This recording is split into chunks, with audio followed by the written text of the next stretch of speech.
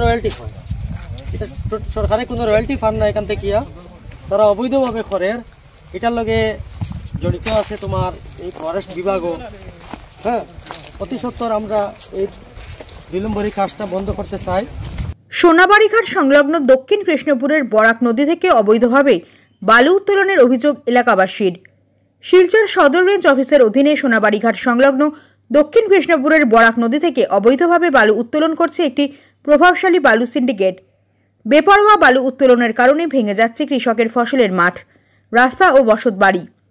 নদীর তীর থেকে মাঝখানে গর্ত করে বালু তোলায় দক্ষিণ কৃষ্ণপুর এলাকার কৃষকদের আলু, কবিসহ অন্যান্য ফসলের মাঠ ভেঙে গেছে বলে অভিযোগ। এই বিষয়ে গত সোমবার কাছাড়ে জেলা আয়ুক্ত মৃদুল যাদবের এলাকাবাসীরা অভিযোগ জানান।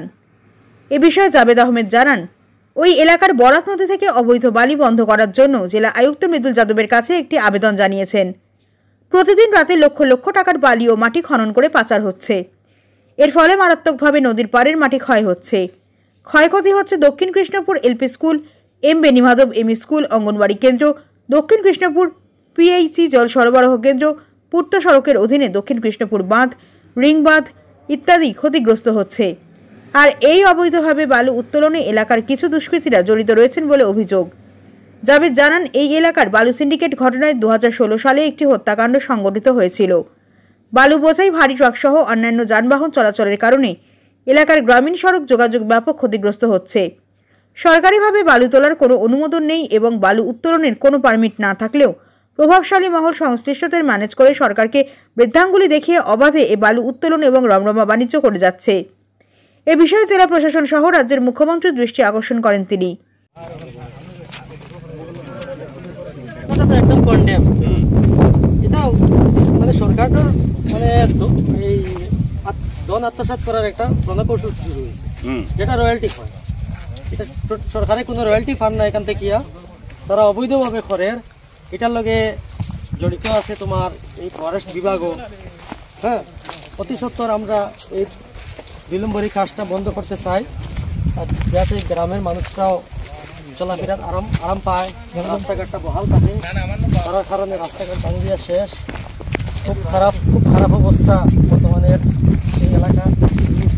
এটার নদী ভাঙ্গনের মূল উদ্দেশ্য হইল এই বালি খনন। নদী ভাঙ্গনের কারণে এই নির্গাম বাঘপুর প্রায় একটা অবৈধভাবে বালি খনন চলে আছে। এটা সোনাবাড়িঘাট সংলগ্ন দক্ষিণ কৃষ্ণপুর গ্রাম। এটা কলঙ্কিত একটা বালি ঘাট। এখানে আগে 2016 একটা মার্ডার হয়েছে এই বালির সমস্যা নিয়ে। আবারও দেখা যায় এই বছর কিছু অবৈধ ব্যবসায়ী তারা অবৈধভাবে এখানে বালি সিন্ডিকেট করছে। এটা আমরা আদৌ জানি এখানে ক্ষেতের জায়গা, কৃষকের জায়গা। তারা কৃষকের জায়গা জবরদস্তি করে এখানে বালি কিরকম এটা সুযোগ পেল বা এতটুকু হয়ে গেল। হাজার হাজার গাড়ি অলরেডি বালি পাচার হয়েছে, এর ভিতরে আমরা খবর পাইনি। হঠাৎ করে একদিন দেখলাম যে দিনে শুরু হয়ে গেছে, রাত্রে চলেছে অতদিন, হঠাৎ করে দেখলাম দিনে শুরু হয়ে গেছে। দিনে শুরু করতে গিয়ে রাস্তাঘাট, স্কুল, মসজিদ, পিএইচি, এই যে একটা রিং বাঁধ আছে ফ্লাড এফেক্টেড, এগুলোর প্রতি আমরা দৃষ্টি আকর্ষণ করে দেখি গ্রামের অবস্থা তো শোচনীয়। এখান থেকে অনেক রাজস্ব মার খাচ্ছে। তাই আমরা গ্রামের কতজন লোক, এই যারা আমার সঙ্গে আছেন, আর কিছু আসেননি, কিছু বালি মাফিয়াদের মানে ভয়ে অনেক লোক আছেন এখানে, আমরা সবাই মিলে একটা প্রতিবাদ সাব্যস্ত করেছি। আমরা ডিসি মারফতে মুখ্যমন্ত্রীকে, লোকাল এমপিকে, এমএলএ কে আমরা ইনফরমেশন করেছি। মুখ্যমন্ত্রীর দৃষ্টি আকর্ষণ করে বলতেছি, এটা যদি সম্পূর্ণরূপে বন্ধ হয়ে যায়, এটা সম্পূর্ণরূপে যদি বন্ধ না হয়, আমরা গণতান্ত্রিক পদ্ধতিতে আন্দোলন হব। তাতে কি দুর্ঘটনা হয়, ইনসিডেন্ট হয়, এটার দায়িত্ব সম্পূর্ণ কাছাড় প্রশাসন, আসাম প্রশাসনে তার দায়ভার নিতে হবে। কবে থেকে শুরু হয়েছে? এটা হাজার হাজার গাড়ি অলরেডি গিয়েছে, রাত্রে গিয়েছে। আমরা দিনে দেখেছি আদৌ 2-3 দিন থেকে। কতদিন থেকে চলে? ওটা তো লগভগ 1 মাস থেকে চলে। 1 মাস থেকে কিরকম প্রশাসনকে বা এই ডিপার্টমেন্টকে তারা আড়ালে রেখে কেমন করে করছে, এটা ইম্পসিবল আড়ালে নয়। তারা সত্যি সত্যি তারা জড়িত আছে। এটা এখন আমরা টোটালি বন্ধ, এই অবৈধ ব্যবসাটা সম্পূর্ণরূপে বন্ধ হয়ে যাও। এই কৃষকের কমসে কম, যেটা আমরা গ্রামীণ ভাষায় জমিন কেয়ার, না 1000 কি আর 1 একর 2 একর 3 একর ভূমি কত বিঘা আছে কোনো নির্দিষ্ট নাই। আপনারা দেখেন ওদিকে নির্দিষ্ট, ওদিকে অনির্দিষ্ট দেখা যাচ্ছে। তাই ক্ষেতের কৃষকের স্বার্থে আপনারা মিডিয়া আপনারা সাহায্য করেন।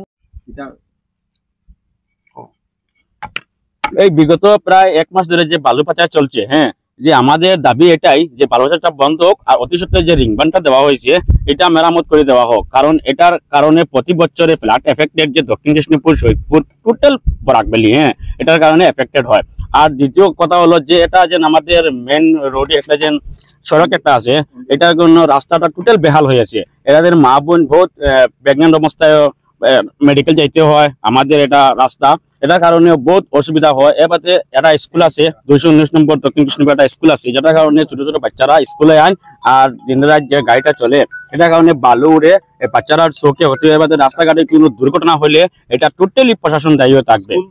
হ্যাঁ, স্কুল একটা আছে, টোটালি প্রশাসন দায়ী হয়ে থাকবে। আর আমাদের মা বোন যারা মেডিকেল হসপিটালে যাতায়াত করতে পারছে না, কারণ রাস্তা টোটালি বেহাল হয়ে আছে।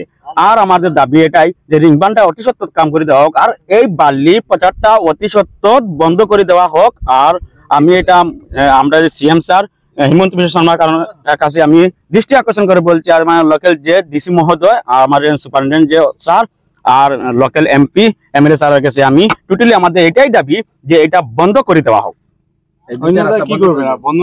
বন্ধ না করলে যেটা আমাদের গণতান্ত্রিক আন্দোলন যেটা এটা আমরা চালিয়ে যাব। আর এটার চালিয়ে যাওয়ার সত্ত্বে যদি কোনো দুর্ঘটনা ঘটে, totally police, Assam police, Cachar police এটা দায়ী থাকবে। এটা আমাদের দায়ী।